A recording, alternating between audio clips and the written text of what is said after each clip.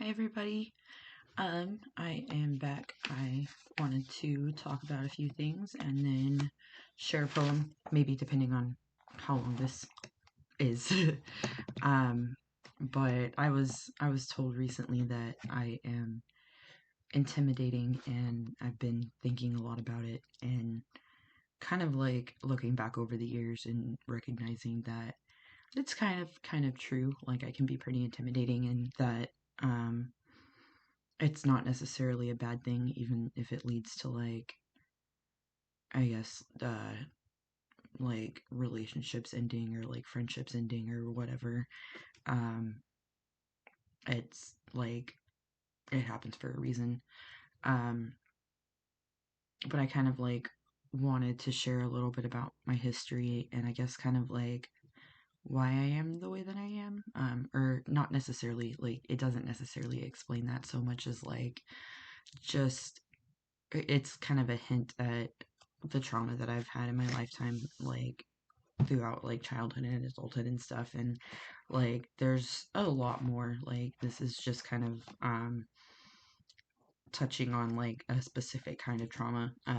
But um there have been a lot of like experiences in my life that have kind of led to me being as assertive as I am, and as intimidating as I am, I guess, to some people. um but I kind of like wanted to talk about like sexual trauma in this video. So um I was harassed from a really young age throughout my adolescence and well into my adulthood, because I developed early. It took a really long time to recognize that being groped all of the time by my peers, and my quote unquote friends is not, um, definitely not okay. Back then, I found it flattering because I wasn't very confident, but I realized one day that that aspect of my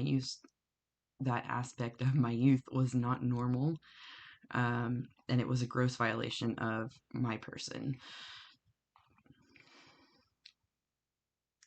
And oh, I struggle to read my writing sometimes, or like keep up line by line. But I wasn't the only one.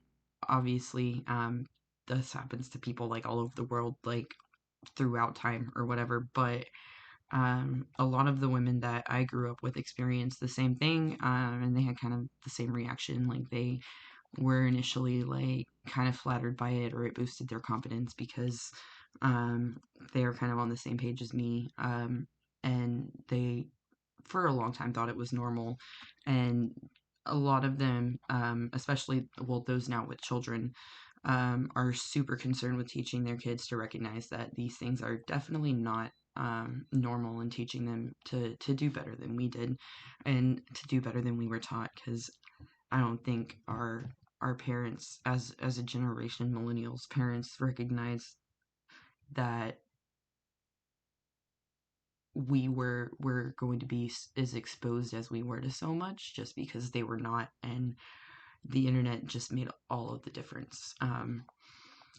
So yeah, uh, that's that. But aside from like being harassed and like groped and stuff, like I've also been assaulted. Um, and the first time was my first time, when I was 19 years old. And it also took a lot of therapy several years later to call it what it was. I was always very hesitant to, because I went along with it. I was a willing participant, but I was also so fucked up on um, various amounts of alcohol. I had never really like gotten drunk before that point in my life, and we were mixing like whiskey and vodka and MD 2020 and beer. It was terrible. It was a stupid idea, and on top of that, we were smoking a lot of pot. So I remember at one point looking up and the sky was spinning, and like realizing, okay, I'm gonna crawl into the tent and go to sleep. And shit went down, and like it was like, I guess technically consensual, but because of my mindset, that's what made it so. Because it wasn't what I wanted. I was wearing my purity ring when it happened. The true love waits thing. And obviously, like, definitely, like, took that ring off after that. And it had a really wild summer because I thought, oh, well, like, I've already fucked up, so it doesn't matter. And by the end of that summer, slash into fall, I was starting to realize, like, it does still kind of matter. Like, just because I've made a mistake or more mistakes at that point, it doesn't mean that I should act the way that I'm acting or be the way that I am. And that was shortly before I started dating my ex-husband. Um, so with that summer, like when I was 19, the next weekend I actually ended up with my then best friend's little brother, who I had a thing on and off again for like 4 years, which we'd never gotten like super physical. We'd made out a few times and stuff, but we'd been, I guess, like boyfriend, girlfriend, on again, off again since I was like 15 and he was 13. So he was a couple years younger than me. Um, Also, the first one was younger than me, and there was like a statutory threat, and it was terrifying. And I definitely, definitely had a hard time with it. But I had a friend whose mom really calmed me down because she was able to sit down with me and like basically point out from everything that I had told her about that night that I remembered and stuff, that the only thing that I was like actually guilty of was being a minor in consumption of alcohol. And this was before therapy. So it was before I like finally got to the point where I like considered it to be assault, because I was still in that mindset of like, oh, but I went along with it. Um, but the next week after that, I ended up with the said on again off again boyfriend, and I don't remember him not wanting to. I do remember him saying like, "Oh, we don't have to do this," which is something he'd said like in the past and kind of like cooled things down and stuff. But like, I don't remember it being a like, and I don't want to do this thing. I thought it was just him being considerate of me. So everything ended up going down, and I actually found out about 6 years ago now. And all of this happened 14 years ago. So a long time ago. I found out about 6 years ago that he told his sister that I raped him the night before I moved out, and it just absolutely floored me because I had no idea. And the thing is that there was a lot of like bad blood there, and I feel like there is the possibility that it was said out of a sense of vindictiveness, but I have no idea. Like, I absolutely don't know. I don't know if I'm ever going to have the opportunity to ask him if he truly, if that's how he truly feels, like what he remembers happening, or if it was um, just like a really vindictive thing to say to get me out of the picture. I don't know. It was a really messed up summer. It was a really messed up living situation. Um, and we were all a bunch of dumb kids. But I never thought that I was capable of doing something like that.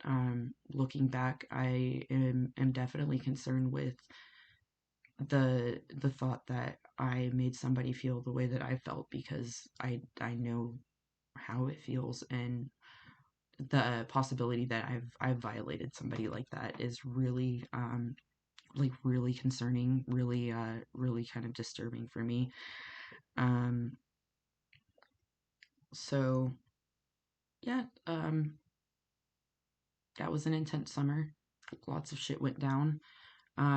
And then over the next few years, honestly up until about maybe 5 or so years ago, like just after I moved here, I dealt with like being harassed on a regular basis still.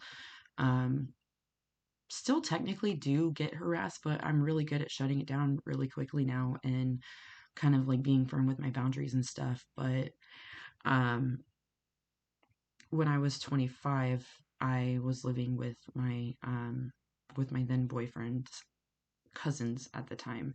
And one night in late July, I told the male cousin that lived there that he could crash in my room with me because his family was visiting, um, and they were sleeping in his room, and he was having to try to sleep on a little love seat couch and get up for work at like 4 or 5 o'clock in the morning. So I told him he could crash in there, and like since I've been a teenager, I've let friends like crash with me, and I've never been taken advantage of in a situation like that. And so that night I definitely was. I at first like kind of fought back. I tried to push him off of me and like definitely said no. And then at one point, I did give up because I was worried that I was just going to get hurt if I didn't. So I let it happen, and then I left the room and went out and then slept on that little love seat couch myself for the rest of the night until he went to work and like woke me up quietly to tell me to go back to my room so nobody saw me sleeping on the couch. So there was that. I never reported him because I didn't want to end up homeless. I didn't have really, I, at the time, like I didn't think I had anywhere to go. And I just was worried about getting kicked out or about getting all of my roommates deported and then their kids not having any parents and also me being homeless again because I wouldn't be able to pay all of the rent where we lived by myself. Um, and then the rest of the family probably would have ended up like being kind of like under scrutiny just because the kids would have to go somewhere. But all of the cousins that came here and graduated actually, or most of them had their DACA, not citizenships, their DACA residencies. So they probably would have ended up like placing the kids with one of them. I don't know, but it was just something that I didn't report at the time. I don't plan on ever reporting it because it's in the past, and for me, like if I wasn't gonna do it then I'm not going to do it. I will like speak my truth about what's happened to me, but I'm not going to go do anything legally just because there's not really anything that they can do.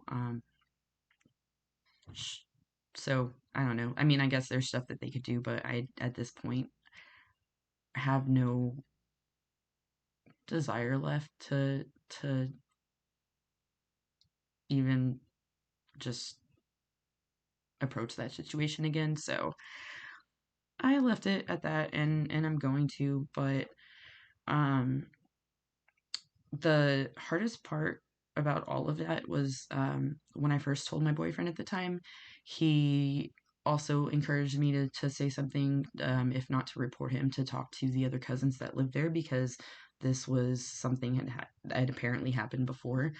Um, but within a couple of weeks and him hanging out like with his cousin again and stuff, he had decided that it was totally all my fault and that I had basically just cheated on him with his cousin and uh, wanted it to happen or allowed it to happen or whatever. And I understand like we come from completely different cultures, but I never imagined that my significant other and the person who I kind of depended on most in the world at that time would actually blame me for um, me being assaulted, and it was really painful. And to me, like working through the trauma of being assaulted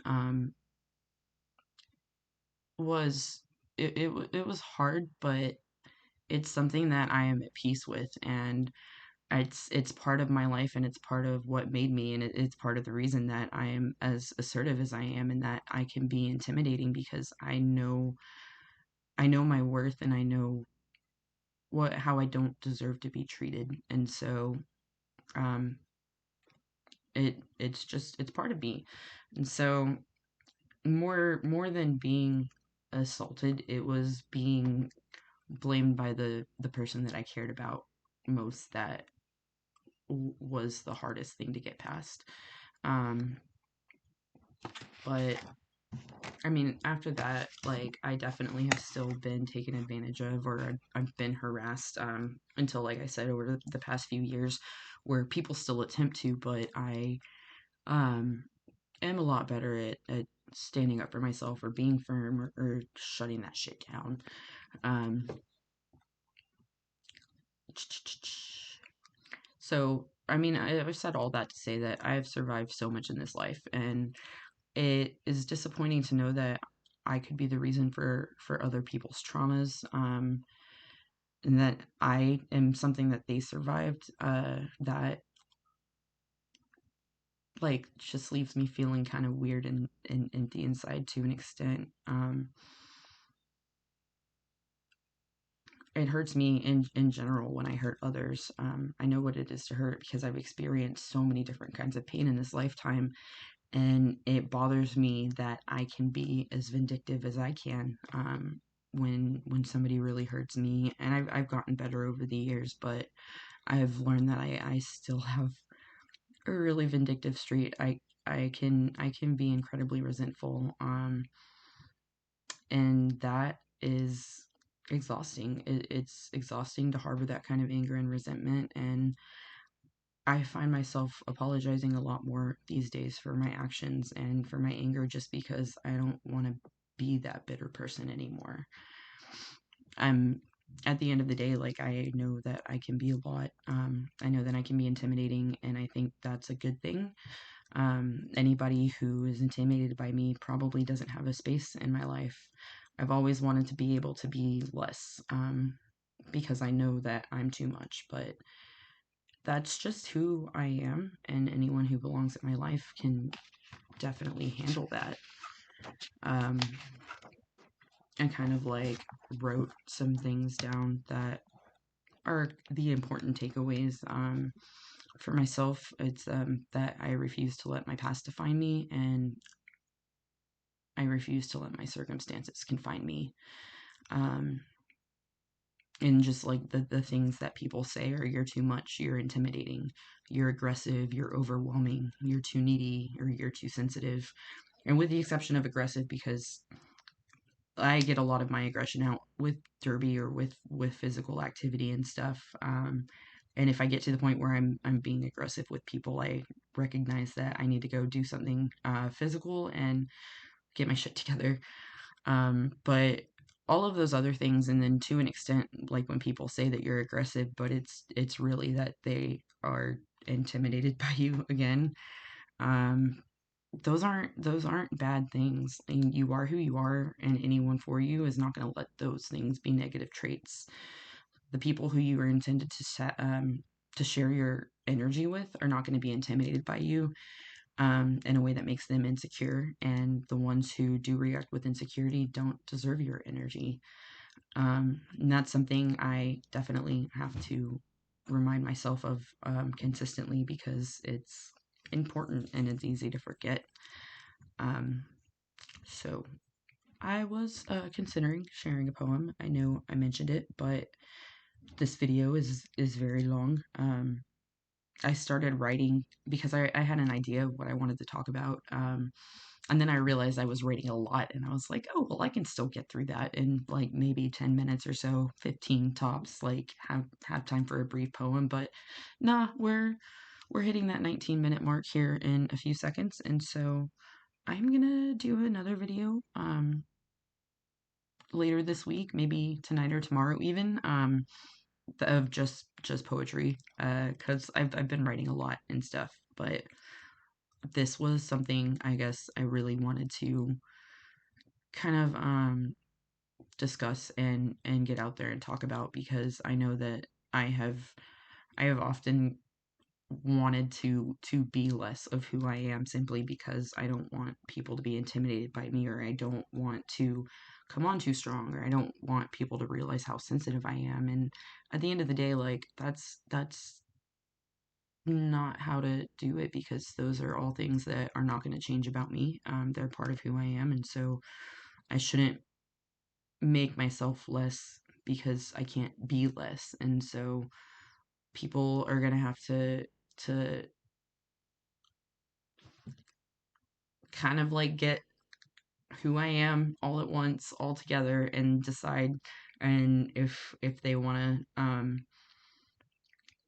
mention my aggressiveness or whatever, then I know that I'm just going to avoid them as I should. Um, Everybody have a great week. Thank you for watching. If you watch this whole ass thing, because I know it's long. And I will be back with poetry and maybe some drunk history. It depends.